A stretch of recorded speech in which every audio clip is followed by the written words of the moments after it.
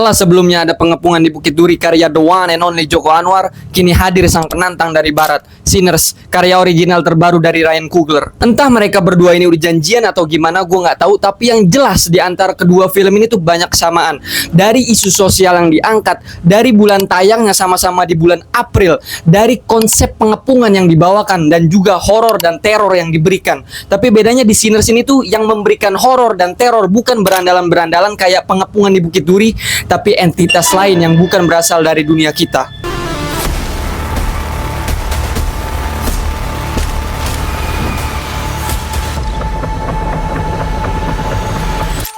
Sinners berlatar di Mississippi tahun 1932, menceritakan tentang seorang kakak beradik kembar bernama Smoke dan Track. Smoke ini kakaknya, Track ini adiknya. Mereka berdua dikenal dengan nama Smoke Track Twins atau Smoke Track Brothers, dan keduanya diperankan oleh orang yang sama, which is Michael B. Jordan. Entah kenapa Ryan Coogler selalu memilih Michael B. Jordan untuk menjadi leading actor di setiap karya-karya yang dia buat. Lo lihat aja karya-karya dia sebelumnya, kayak Black Panther, terus juga ada Creed, terus ada juga Fruitvale Station. Gue merasa kayak setiap sutradara itu punya artis pegangannya masing-masing, punya CS-nya masing-masing gitu. Jadi kayak punya kecenderungan tertentu terhadap setiap aktor yang dia pilih. Contoh, kayak Quentin Tarantino selalu menggait Samuel L. Jackson. Ada juga Christopher Nolan yang selalu memilih Cillian Murphy. Terus juga ada Martin Scorsese dengan Robert De Niro-nya. Oke, balik ke topik. Jadi si Smoke Track Twins ini adalah etnis kulit hitam atau African American, dan mereka itu sudah sangat dikenal di kampungnya, which is di Mississippi. Dikala orang-orang di kampungnya itu hidup dengan sederhana, dengan profesi yang biasa-biasa aja kayak petani bunga, pendeta, atau bahkan dukun, dia pulang dari perantauannya di Chicago dengan gaya hidup yang mewah, yang fancy, yang stylish, dengan jas yang dikenakan, kemeja yang dikenakan, dan juga mobil yang dibawa. Kepulangan Smoke Track Twins Brother ini bertujuan untuk membuat suatu pesta atau klub di kampungnya bernama Jack Joy. Jack Joy ini merupakan istilah yang merujuk pada suatu pesta atau klub yang diadakan khusus untuk orang-orang kulit hitam atau khusus kaum mereka ini gitu. Nah, si Smoke Track Twins Brother ini mengajak sepupunya yang lebih muda bernama Sammy. Julukannya Sammy the Preacher Boy karena dia itu anak seorang pendeta. Si Sammy ini merupakan musisi yang sangat berbakat dengan suara yang begitu indah, skill bermain gitar yang luar biasa. Somebody take me in your eyes. Tapi bapaknya si Sammy ini, which is si pendeta, tidak suka atau tidak mendukung kalau si Sammy ini tuh bermain musik, bernyanyi, karena bagi bapaknya skill bermain musiknya dia itu bisa membuat malapetaka, menimbulkan bencana besar bagi dirinya sendiri dan juga bagi orang lain. Nah, kenapa si Smoke Track Twins ini ingin mengajak sepupunya yang lebih muda, which is si Sammy the Preacher Boy ini, untuk hadir di pestanya?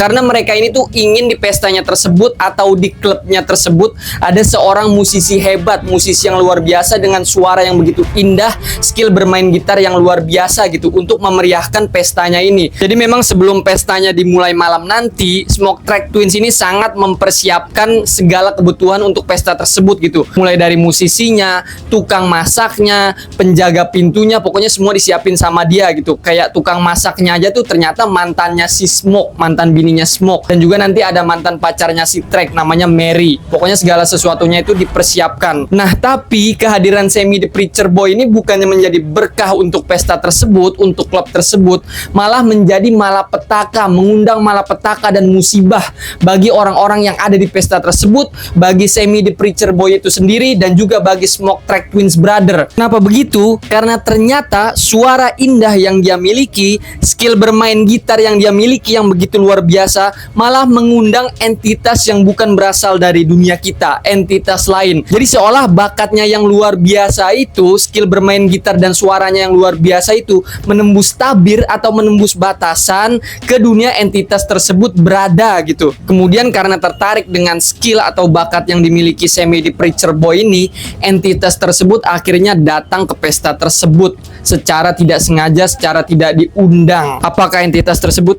Jawabannya adalah vampire. Your way out. Don't cry. It's all better now. Yes, I lied to you. Ya, kalian nggak salah dengar, vampire. Tapi kalau lu menganggap film Sinners ini sama kayak film vampir yang lain, sama kayak film vampir pada umumnya, lu salah besar. Karena Ryan Coogler membawakan Sinners dengan penulisan cerita yang rapih dan bagus, dengan cerita yang kokoh dan juga penokohan yang kuat, dengan identitas yang melekat. Dia itu selalu begitu terhadap setiap karakter yang dia bawakan di setiap karya-karyanya. Lu boleh lihat karya-karya dia sebelumnya kayak Black Panther, terus Creed. Itu kan film-film dengan karakter atau penokohan yang kuat gitu, dengan identitas yang melekat. Lu pasti masih ingat dengan Black Panther di kepala lu. Lu pasti masih ingat dengan Creed di kepala lu. Karena memang sekhas itu, semelekat itu, sekuat itu penokohannya. Dan dia selalu membawakan film dengan eksplorasi budaya yang begitu kental, yang dieksplor jauh. Itulah Ryan Coogler. Kelihatan sekali memang dia itu membawakan Sinners dengan sepenuh hati, dengan penuh dedikasi. Nggak asal menyuguhkan action yang tinggal tusuk sana, tusuk sini, tembak sana, tembak sini. Tapi kosong, tapi bodoh. Jadi si Ryan Coogler ini sebelum dia menghidangkan menu utamanya, sebelum dia mengantarkan kepada acara utamanya, dia betul-betul mempersiapkan setup yang begitu baik, setup yang begitu rapih. Jadi ketika kita sudah mencapai penghujung acara sampai kepada menu utama, kita akan bisa dibuat begitu menikmati dan bahkan melekat ketika selesai menonton. Jadi kita tidak bisa mengabaikan karakter-karakter yang ada di film tersebut, cerita yang ada di film tersebut. Bahkan ada pengalaman luar biasa yang kita bawa bahkan setelah menonton. Kita akan terus terngiang-ngiang, kita akan terus teringat dengan scene-scene-nya, dengan lagu-lagunya, dengan sinematografinya. Itu tuh benar-benar dipikirkan secara matang oleh Ryan Coogler sebelum dia sajikan, sebelum dia berikan kepada penonton. Jadi bukan film setengah matang yang dia bawakan kepada penonton, bukan naskah yang masih mentah yang dia bawakan kepada penonton. Apa yang diberikan oleh Ryan Coogler ini benar-benar sudah matang, benar-benar sudah siap untuk disajikan. Lu tinggal menikmatinya aja, lu tinggal mengalami pengalaman yang luar biasa ketika menonton ini. Dan lu tahu apa? Bahkan lagu-lagu yang menjadi soundtrack di film ini itu sangat berkaitan erat, sangat-sangat penting untuk film ini gitu, untuk berjalannya cerita. Karena lagu-lagunya tuh bukan cuma sekedar soundtrack, bukan cuma sekedar background biar rame aja, biar meriah aja. No, lagu-lagu yang ada di sini tuh benar-benar berkaitan erat dengan ceritanya. Jadi ada 3 hal penting yang saling berkaitan, saling berhubungan dan saling membutuhkan satu sama lain untuk menghidupkan film ini. Kalau kita ibaratkan film ini tuh sebagai manusia, nah lagu blues atau musik blues yang ada di film ini tuh adalah jiwanya. Kemudian Sammy the Preacher Boy adalah detak jantungnya, dan Smoke Track Twins Brother adalah raganya. Kalau salah satu itu tidak ada atau berantakan, maka film ini tuh tidak hidup. Begitulah kurang lebih penggambaran untuk film ini. Dan cerita yang dibawakan itu merupakan perumpamaan bagaimana manusia itu menjalani kehidupannya, bagaimana manusia itu menempuh perjalanannya. Baik buruknya manusia itu kita lihat dari caranya dia menjalani kehidupan. Ketika sudah ada 3 hal penting tadi, which is jiwa, detak jantung dan raga, manusia kan sudah bisa hidup nih. Nah, tinggal bagaimana dia menjalani hidupnya. Itulah yang kita lihat di film ini gitu. Ketika 3 hal penting tadi itu sudah ada, tinggal kita lihat bagaimana film ini membawakan ceritanya, bagaimana film ini membangun ceritanya. Apakah bagus, apakah jelek? Dan untungnya bagus sih film ini membangun ceritanya berkat dedikasi Ryan Coogler yang sepenuh hati, yang begitu niat. Dan ngomong-ngomong soal cerita, kayaknya si Ryan Coogler ini tuh ketika membuat Sinners, fokus utamanya adalah mengangkat isu sosial, mengangkat isu rasisme yang dialami oleh orang-orang kulit hitam pada tahun itu di tempat tersebut, yang dialami sama orang-orang African American gitu. Seolah Ryan Coogler ini ingin membongkar aibnya orang-orang Amerika yang selalu berlaku rasis kepada orang-orang kulit hitam, kepada orang-orang African American gitu. Jadi bagi gue sih tema horor atau vampir yang ada di film ini tuh sebenarnya cuman topping aja, cuman bumbu pelengkap aja, tapi fokus utamanya ingin mengangkat isu sosial tersebut gitu, ingin mengangkat isu rasisme tersebut. Entah apakah itu benar atau cuman perasaan gue aja ya, gue nggak tahu karena ini kan perspektif gue pribadi. Lu bisa menyampaikan perspektif lu sendiri di kolom komentar ya. Kenapa gue bisa berpandangan demikian? Karena di sini banyak dialog-dialog yang menunjukkan betapa ngerinya rasisme yang dialami oleh orang-orang African American ini, yang dilakukan sama orang-orang Amerika, sama orang-orang kulit putih. Di sini tuh banyak dialog yang menjelaskan tentang bagaimana mereka diperbudak, bagaimana mereka disiksa, dan vampir yang ada di film ini serta musik-musik yang dibawakan oleh vampir tersebut seolah menjadi penggambaran homogenisasi. Juga vampir di sini menjadi penggambaran teror orang-orang kulit putih terhadap orang-orang kulit hitam, orang-orang African American. Jadi di sini tuh banyak banget penggambaran-penggambaran yang ingin disampaikan oleh Ryan Coogler, dan kita tuh harus peka sama pesan-pesan yang diberikan atau dibawakan oleh suatu film.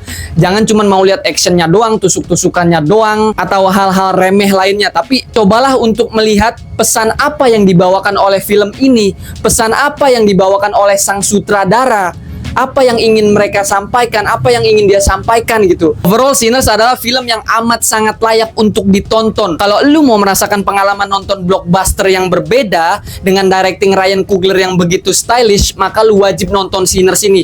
Dan gue saranin lu nonton di IMAX. Di IMAX pengalaman lu menonton Sinners ini akan jauh luar biasa dibanding di studio biasa. Karena lu akan disuguhkan sinematografi yang begitu elegan, yang begitu mewah, yang begitu stylish, dan juga musik-musik yang akan menghidupkan cerita, yang akan membuat lu terngiang-ngiang bahkan setelah menonton. So Sinners is one of the best theater experience I've ever had. Gue jamin 100% lu nggak akan kecewa nonton ini. You can mark my word. Bahkan gue pernah baca kalau Sinners itu adalah film horor pertama setelah 35 tahun atau 30 tahun gitu, gue lupa, yang mendapatkan skor A. Karena memang biasanya film-film horor itu skornya rendah-rendah gitu. Setelah sebelumnya dipegang sama The Conjuring yang punya skor kalau nggak salah A- dan B+. Nah, si Sinners ini berhasil mendapatkan skor A. Fantastis bukan? Dan juga di Rotten Tomatoes itu angkanya mencapai 98%. Bayangin, fresh banget bukan? Tapi ada satu fun fact yang harus lo tahu. Gue itu hampir banget kecewa ketika menonton ending dari Sinners ini.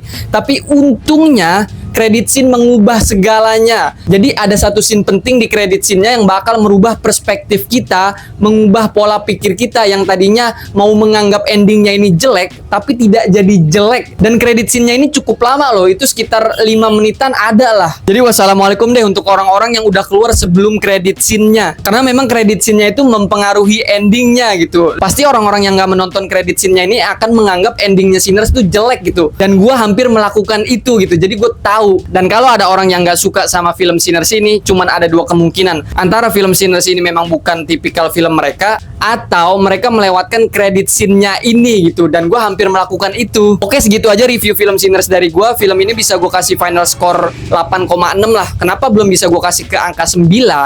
Karena menurut gue di sini endingnya tuh agak kurang greget gitu. Bukannya jelek, tapi bagi gue pribadi agak kurang greget aja gitu. Meskipun secara keseluruhan, secara cerita keseluruhan itu udah bagus banget, udah cakep banget. Jadi masih gue taruh di angka 8,6 lah. Oke, sampai jumpa di review berikutnya.